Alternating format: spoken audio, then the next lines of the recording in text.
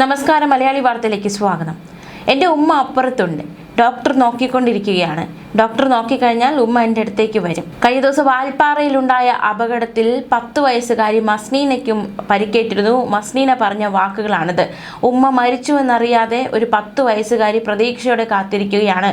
ഉമ്മ ഇപ്പോൾ തന്നെ നോക്കി വരുമെന്ന്. കേട്ടുനിന്നവരും ചുറ്റുനിന്നവരും ഒക്കെ നെഞ്ചു നീറിയ നിമിഷമാണ്. 10 വയസ്സുകാരി മസ്നീൻ പൊള്ളാച്ചിയിലെ ആശുപത്രി കിടക്കയിൽ കിടന്നത് പറയുമ്പോൾ കേട്ടു നിന്നവർക്ക് എന്ത് പറയണമെന്നറിയാതെ വിങ്ങിപ്പോയി. എന്തായാലും വലിയൊരു അപകടമാണ് കഴിഞ്ഞ ദിവസം വാൽപ്പാറയിൽ ഉണ്ടായിരിക്കുന്നത്. മസ്നീൻ അറിഞ്ഞിട്ടില്ല ഉമ്മ മരിച്ച കാര്യം. അപകടത്തിൽ മരിച്ച അധ്യാപിക ഷക്കീനയുടെ മകളാണ് മസ്നീൻ. ബിരിയാണി ഉണ്ടാക്കി കഴിച്ചതും വാൽപ്പാറ ചുറ്റിക്കണ്ടതുമൊക്കെ മസ്നീൻ പറയുന്നുണ്ട്. അതെല്ലാം കേട്ടു നിൽക്കുകയല്ലാതെ ഒന്ന് ആശ്വസിപ്പിക്കാൻ പോലും ആർക്കും ആകാത്ത സാഹചര്യത്തിലാണ് വളരെ വലിയൊരു ദുരന്തമാണ് വാൽപ്പാറയിൽ സംഭവിച്ചിരിക്കുന്നത്. 13 പേർ വളരെ സന്തോഷത്തോടെ വിനോദയാത്രയ്ക്ക് പോയതാണ്. അതൊരു ദുരന്ത യാത്രയായി കലാശിച്ചിരിക്കുകയാണ്. വളവ് തിരിയുമ്പോൾ ഡ്രൈവർ ഏയ് എന്നുറക്കെ പറയുന്നതും ഒരു നിലവിളിയും കേട്ടു. തുടർന്ന് പറക്കുന്നത് പോലെയാണ് തോന്നിയതെന്നാണ് മസ്നീൻ പറയുന്നത്. പിന്നീട് ബോധം നഷ്ടപ്പെട്ട മസ്നീൻ ഉണരുമ്പോൾ പൊള്ളാച്ചി ആശുപത്രിയിൽ ഡോക്ടർമാർക്ക് നടുവിലാണ്. അപകടത്തിൽ കാര്യമായ പരിക്കുകളില്ലാതെ രക്ഷപ്പെട്ടത് മസ്നീൻ മാത്രമാണ്. 9-ാം വളവിൽ ഉണക്കമരത്തിൽ തട്ടി തങ്ങി നിന്ന വാഹനത്തിനുള്ളിലുണ്ടായിരുന്ന മസ്നീനെ പുറത്തെത്തിച്ചത് രക്ഷാപ്രവർത്തനത്തിന് പാഞ്ഞെത്തിയ ടാക്സി ഡ്രൈവർ എസ് വിജയാണ്. അതേസമയം ഈ യാത്രയിലുണ്ടായിരുന്ന സാജിദ അവസാനമായി സ്റ്റാറ്റസ് ഇട്ടത് വൈകുന്നേരം 4:08-ന്. പാചകത്തൊഴിലാളിയായ സാജിദ യാത്രക്കിടെ സന്ദർശിച്ച സ്ഥലങ്ങളുടെ സ്റ്റാറ്റസ് ഇട്ടിരുന്നു. സാജിദ അവസാന സ്റ്റാറ്റസ് ഇട്ടത് വെള്ളിയാഴ്ച വൈകിട്ട് 4:08-നായിരുന്നുവെന്ന് MTA പ്രസിഡന്റ് പ്രസീജ പറഞ്ഞു. പിന്നീട് 5:45-ഓടെയാണ് അപകട വിവരം നാട്ടുകാർ അറിയുന്നത്. പാങ് പള്ളിപ്പറമ്പ് സ്കൂളിലെ അധ്യാപകർ മാത്രമല്ല, സുഹൃത്തുക്കളായ മറ്റു ചില അധ്യാപകർ വിനോദയാത്ര സംഘത്തിലുണ്ടായിരുന്നു. 13-ാം വളവിൽ നിന്ന് 9-ാം വളവിലേക്കാണ് ഈ വാഹനം വീണത്. 21 വയസ്സുകാരനായിരുന്നു ഡ്രൈവർ. എന്തായാലും കൂടുതൽ വിവരങ്ങളൊക്കെ ലഭ്യമാകേണ്ടതായിട്ടുണ്ട്. പ്രത്യേകിച്ച് ഈ സംഭവവുമായി ബന്ധപ്പെട്ട് അവരുടെ പോസ്റ്റ്മോർട്ടം, മരിച്ചവരുടെയൊക്കെ പോസ്റ്റ്മോർട്ടം കഴിഞ്ഞ ദിവസം രാത്രി തന്നെ പൂർത്തിയായിരുന്നു. അതിൻ്റെ വിശദാംശങ്ങൾ കൂടി നമുക്ക് നോക്കാം. അർദ്ധരാത്രിയോടെ പൊള്ളാച്ചി ആശുപത്രിയിൽ തുടങ്ങിയ പോസ്റ്റ്മോർട്ടം ഇന്ന് പുലർച്ചെ 4 മണിയോടെ പൂർത്തിയായിരിക്കുകയാണ്. മൃതദേഹങ്ങൾ മലപ്പുറത്തേക്ക് കൊണ്ടുപോയി. മലപ്പുറം പാങ് അമ്പലപ്പറമ്പ് ഹയർ സെക്കൻഡറി സ്കൂളിൽ പൊതുദർശനമുണ്ടാകും. തങ്ങളുടെ പ്രിയപ്പെട്ട അധ്യാപകരെ അല്ലെങ്കിൽ തങ്ങളുടെ പ്രിയപ്പെട്ട ഉറ്റവരെ കാണാൻ, അവസാനം ഒരു നോക്ക് കാണാൻ നിരവധി പേർ ഒഴുകിയെത്തും. പൊതുദർശനത്തിന് ശേഷമായിരിക്കും സംസ്കാര ചടങ്ങുകൾ നടക്കുന്നത്. മലപ്പുറം പാങ് പള്ളിപ്പറമ്പ് ഗവൺമെന്റ് LP സ്കൂളിൽ നിന്നുള്ള വിനോദയാത്രാ സംഘം സഞ്ചരിച്ച വാൻ ഇന്നലെ വൈകുന്നേരം 5:20-ഓടെയാണ് വാൽപ്പാറ ചുരം റോഡിൽ 300 അടി താഴ്ചയിലേക്ക് മറിഞ്ഞത്. കാഴ്ചകളെല്ലാം കണ്ട് നാട്ടിലേക്ക് മടങ്ങുകയായിരുന്നു അവർ. ചുരത്തിലെ 13-ാം ഹെയർപിൻ വളവിൽ വാഹനം നിയന്ത്രണം വിട്ട് പലവട്ടം കീഴ്മേൽ മറിഞ്ഞ് 9-ാം വളവിലേക്ക് വീഴുകയായിരുന്നു. പൊള്ളാച്ചിയിൽ നിന്ന് 30 കിലോമീറ്റർ അകലെയാണ് അപകടമുണ്ടായ സ്ഥലം സ്ഥിതി ചെയ്യുന്നത്. പെരിന്തൽമണ്ണയിൽ നിന്നാണ് ഇവർ യാത്ര തുടങ്ങിയത്. വാടകയ്ക്കെടുത്ത ടൂറിസ്റ്റ് വാനിലായിരുന്നു ഇവരുടെ വിനോദയാത്ര. ഡ്രൈവർ ഉൾപ്പെടെ 13 പേർ വാഹനത്തിലുണ്ടായിരുന്നു. 7 സ്ത്രീകളും ഒരു കുട്ടിയും ഉൾപ്പെടെ 9 പേർ അപകടത്തിൽ മരിച്ചു. മലപ്പുറം പുലമന്തോൾ സ്വദേശിയും പാങ് GLP സ്കൂളിലെ പ്രധാന അധ്യാപികയുമായ അജിത 54 വയസ്സ്, പാങ് സ്വദേശികളായ അധ്യാപകരായ റംല 52 വയസ്സ്, സുഹറ 43 വയസ്സ്, ആശ 41 വയസ്സ്, അധ്യാപകനായ മജീദ് 43 വയസ്സ്, മജീദിൻ്റെ ഭാര്യ റുഗിയ 39 വയസ്സ്, സ്കൂളിലെ ബസ് ഡ്രൈവർ നൌഷാദ് 39 വയസ്സ്, സ്കൂളിലെ പാചക തൊഴിലാളി സാജിദ 45 വയസ്സ് എന്നിവരാണ് സംഭവ സ്ഥലത്ത് വെച്ച് മരിച്ചത്. അപകടത്തിൽ മരിച്ച അധ്യാപിക സുഹറയുടെ മകൻ ഹിഷാം പൊള്ളാച്ചി ആശുപത്രിയിൽ എത്തിയ ശേഷമാണ് മരിച്ചത്. 12 വയസ്സുകാരൻ. GLP സ്കൂളിന് സമീപത്തുള്ള പാങ് GUP സ്കൂളിലെ അധ്യാപിക ഷക്കീന 37 വയസ്സ്, മകൾ മസ്നീൻ 10 വയസ്സ്.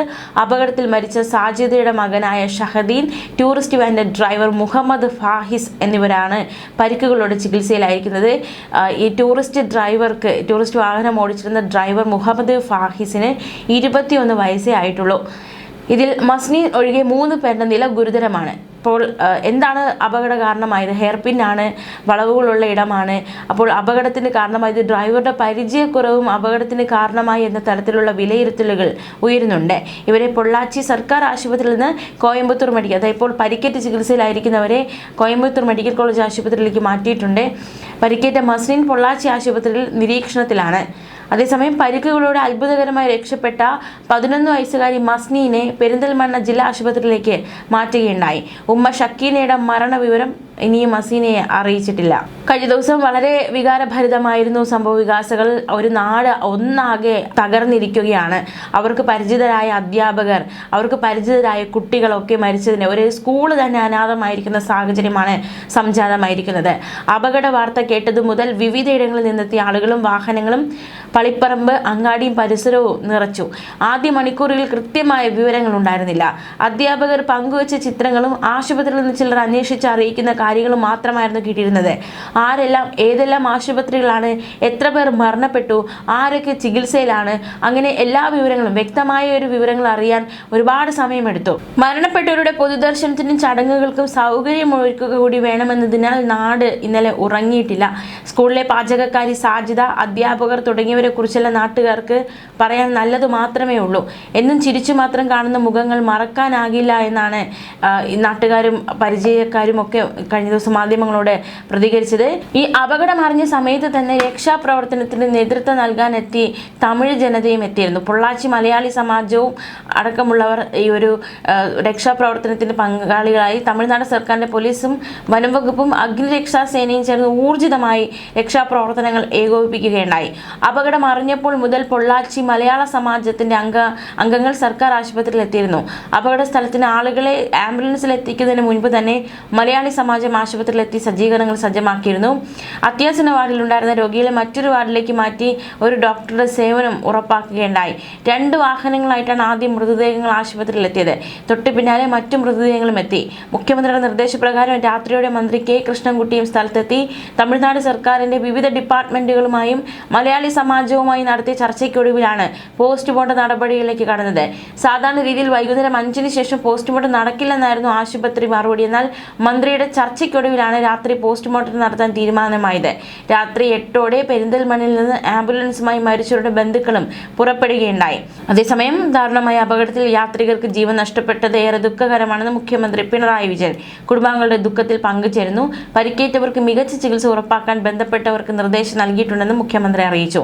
മരിച്ചവരുടെ കുടുംബങ്ങൾക്ക് ആവശ്യമായ സഹായങ്ങൾ സർക്കാർ നൽകുമെന്നും മുഖ്യമന്ത്രി വ്യക്തമാക്കി. മൃതദേഹങ്ങൾ സൂക്ഷിച്ചിട്ടുള്ള പൊള്ളാച്ചിയിലേക്ക് മന്ത്രി വി ശിവൻകുട്ടി ഇന്നലെ രാത്രി തന്നെ പുറപ്പെട്ടിരുന്നു. തമിഴ്നാട് മുഖ്യമന്ത്രിയുടെ ഓഫീസുമായി ബന്ധപ്പെട്ടുവെന്നും മന്ത്രി അറിയിച്ചിരുന്നു. K T Jaleel MLA പൊള്ളാച്ചിയിലെത്തിയിരുന്നു.